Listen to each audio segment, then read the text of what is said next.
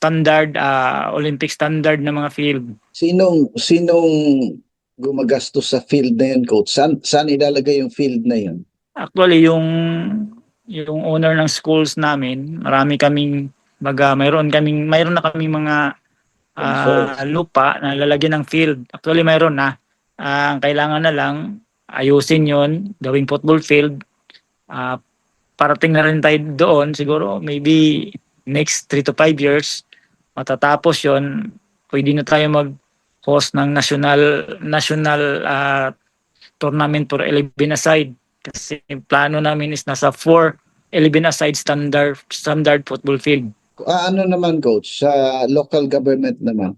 Ano ang connection ng football club sa local government? Wala bang counterpart diyan local government sa development ng Actually, yun yung medyo malungkot dito kasi hindi kilala yung football, basketball at saka volleyball yung alam nila.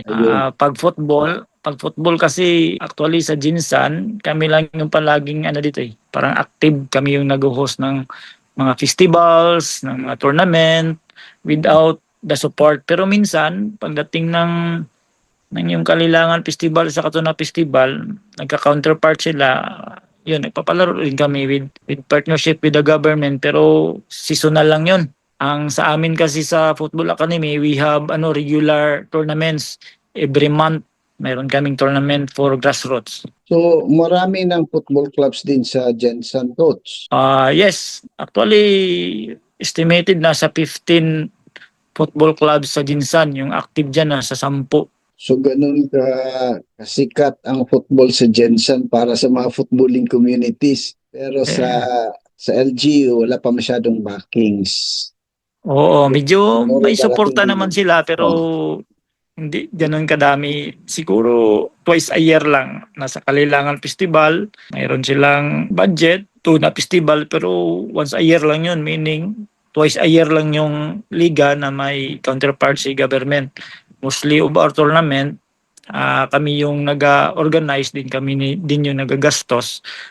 At saka doon namin pinapalaro sa turf field namin sa RMMC. Yun, nakita ko nga yung turf field ninyo, maganda. Kasi yung nakaraang tournament, nakita ko rin sa FB mo. Angels naman na field, yun yung grass talaga.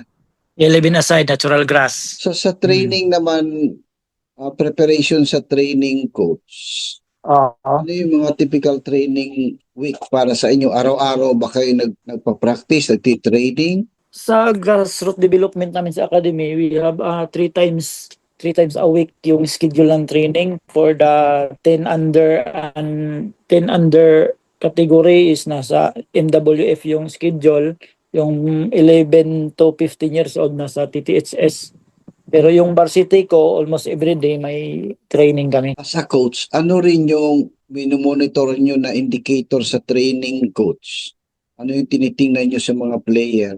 Okay, number 1, depende kasi sa preparation. Pag mayroon kami incoming games, siyempre strength and conditioning, yun yung minomonitor na endurance, yun. Pero pag regular training naman walang laro, mostly regular drills like passing, dribbling, controlling, ayun yung mga regular training, mga drills kami na binibigay sa mga bata para ma-improve yung mga skills and techniques nila for football. So gano'n yun. Coach, sa tinatagal-tagal nyo bilang coach na, sino sa tingin nyo ang pinakamagaling na player na na-produce ninyo? Yung pinakamagaling kung sa akin lang, yung pinakamagaling na player, yung mga nag-graduate ng college. Opo. Saka mga licensed teacher na ngayon, licensed custom broker, yun yung mga, actually yun yung successful na naging players. Yung goalkeeper ng Philippine Air Force is volunteer din namin yon, si Mendome. Philippine Air Force goalkeeper, ngayon yung nasa Adamson, best defender na si Rian Sulaiman, galing din yun ng RMMC. Siya ngayon ang best defender sa UAP Junior at saka the same time captain ball din sa ng Adamson. So isang kasiyahan kasi sa mga coaches pag yung kanilang mga players talagang aabot sa mga tournaments na malalaki na ba o matataas na sa masabi natin. Sa professional league, coach, may mga players din kayo? Professional league, so far wala pa kasi Yung unang product namin is yung mga graduate lang ng college eh. Then pero may player kami ngayon na maglalaro sa Barca World Cup sa Spain. Si Cabalfin, siya yung goalkeeper sa U14. Hmm, World Cup, Barca Academy World Cup sa Spain gaganapin. Lalaro sila by March ata yun. Goalkeeper din namin yun sa U14 okay. sa Yung mga Armencia ganyang sa Caban. bagay, coach, yung mga ganyang bagay na maglaro sila Mm, sa Barca, mm. paano yung gastos nun? Mayroon kasing mga naglalaro, Personal mayroon na? akong mga player, hindi, may counterpart at saka may gastos din sila. Tinutulungan din yun ng academy at saka schools. Okay. Kasi ano yan, exposure din ng mga bata, din may makukuha sila ng mga bagong mga skills ba doon or techniques at least pagbalik nila may ma-share din sila. Oo. Ganun talaga yan. Coach, Mm. yung academy, nakita ko rin yan sa Facebook ba? Mm. Magkano rin yung kanyang registration? Yung registration namin sa academy is 3K, 3K annual registration, Okay. 3,000 pesos, pero libre yun ng football kit, shorts and shirts, then with insurance kami na inclusion, mayroon din kaming ID, mayroon din yung sling bag, maraming free. At saka yung monthly namin is nasa 1,000 para Yeah, sa coach, yung mga sahod ng mga coaches. yung 3K, yun ang one-time registration. Oh, yearly. Ah, Yearly. Annually, yes, yearly. Annual registration. Then, every month, Mm. 1K ang babayaran nila. 1K, yun yung ginasahod namin sa mga coach. Marami kaming coach, Mm. nasa 14 coaches, meron akong 14 coaches. Mostly student, yung mga less fortunate na nahihirapan sa allowance, yun yung priority ko na mag-assist as coach sa academy. So, ganun po yun. Anong pangalan yun? Bahia? Paano pag sa... Bahia del Sur Football Academy. Okay. Bahia del Sur means South Bay in Spanish word. Ah, Uh, Bahia del Sur means South Bay. Southern okay. Bay o South Bay. Yun Okay. yung ibig sabihin ng Bahia. Oh, kasi Ano yung nakikita ko, Spanish word? pa, bakit naging Espanyol, coach? Ang kwan? Inspiration niya. Yung owner kasi, ano din, mahilig sa football. Naging member din siya ng malaking football club sa Maynila. Mm-mm. Siyempre pag mahilig tayo sa football, ang unang maiisip natin gastos, siyempre Barca. Nasa Oo. Spain. O Bahia del Sur, meaning Southern Bay o South Bay. Okay. So, isang bagong Yes. knowledge yun para sa akin. Uh, So, coach, ano pang maipayo mo sa lahat ng players na maaring makapanood dito sa ating interview na ito? okay. Number one kasi pag players ka, lalo student ka, number one priority mo is yung schooling mo, yung pag-aaral. Yes. Pag-aaral mo na bago football Mm-mm. kasi pagdating ng panahon, abot ka na ng 30 years old, medyo hindi na magaling sa football pag wala kang natapos, medyo mahirap. Mahirapan ka. Pero pag graduate ka ng college, pag ayaw mo na ng football, anytime, makapag-apply ka ng trabaho kahit saan. Yun yung ano ko talaga sa approach ko sa football lalo sa mga student athlete ko.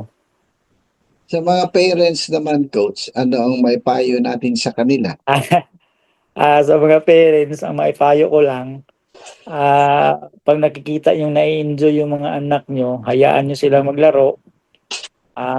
Wag na maging coach as parents, ang coach din. Kung gusto nyo Oo. kung gusto nyo malaman paano ang pagiging coach, pwede din sila magkuha ng license as coach para alam nila kung paano kahirap maging coach. Importante kasi pag masaya yung anak nila, dapat yun na yung football masaya. Pag hindi na-enjoy yung bata, hindi magpatuloy yan. Oo. Yun lang Kasi, naman eh, as parent, dapat hayaan natin yung mga anak natin sa mga coaches. mm, Pag licensed coaches kasi, alam nila anong gawin doon. kasi sa internet nakikita natin katulad kay Lionel Messi. Oo, Hindi siya nakikialam sa laro ng anak Hindi. niya. Pag nandun siya, Yes, yes. nakaupo lang siya, Yes. hindi siya nagbibigay ng comment. Mm. Si Ronaldo, Ma- ganun din. Lumaki na yung anak niya. Hindi sila nakikialam sa training. So, Maguguluhan kasi yung mga bata pag pati yung mm, parents mag-coach. Siyempre, oo, di nila alam kanino makikinig. Kay parents ba o kay coach ba? oo, Ayun yung problema doon. Dapat si parents, tahimik lang, manonood, oo. hayaan si coach, ganon.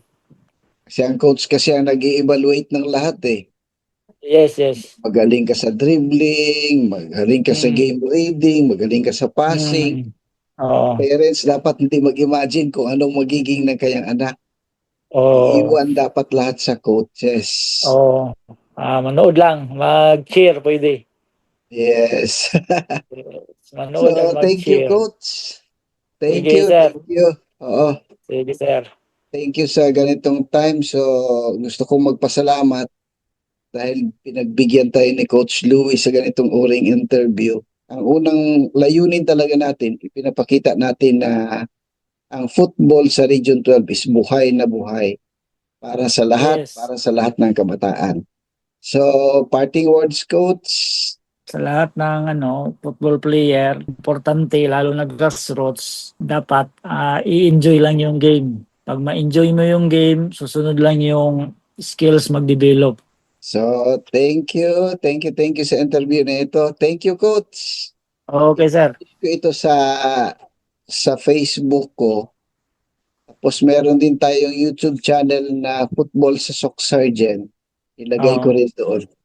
I-share ko lang Sige, para sir. makita niyo. Sige, maraming Okay, sir. salamat, Coach. Salamat din, sir. Oo, see you sa sunod.